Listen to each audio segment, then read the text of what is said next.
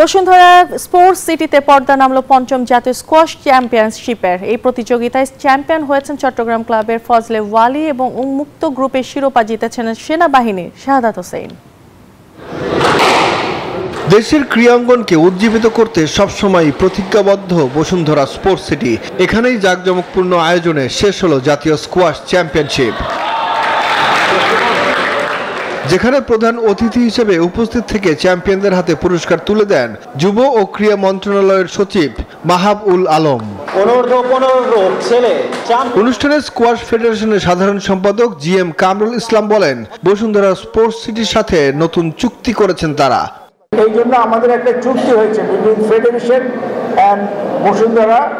For next 5 years আমরা এটা আমাদের হোম ভেন্যু হিসেবে ইউজ করব এবং এটাকে আমরা একটা লাইমলাইটে নিয়ে আসবো ইনশাআল্লাহ। বসুন্ধরা স্পোর্টস সিটির সিনিয়র নির্বাহী পরিচালক মহসিন করিম জানান, স্কোয়াশের সাথে সবসময় থাকবেন তারা। আমার চেয়ারম্যান সাহেবের ভিশন হচ্ছে যে এই খেলাটাকে ফুটবলকে যেরকম বাংলাদেশে বসুন্ধরা গ্রুপ পুনরুজ্জীবন দিয়েছেন, আমরা স্কোয়াশকে সেই পর্যায়ে নিতে চাই।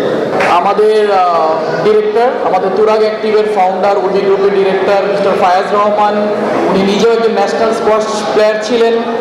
সো ভাইয়ের ওই ইন্সপিরেশন থেকে তুরাগ অ্যাক্টিভ এবং উর্মি গ্রুপ শুরু থেকেই স্কোয়াশের সাথে গত 5 বছর ধরে আছে।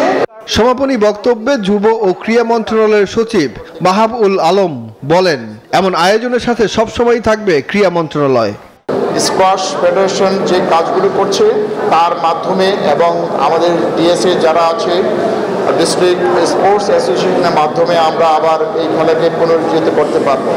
পুরস্কার বিতরণী অনুষ্ঠান শেষে বিজয়ীদের সাথে ফটো সেশন করেন অনুষ্ঠানে উপস্থিত অতিথিরা।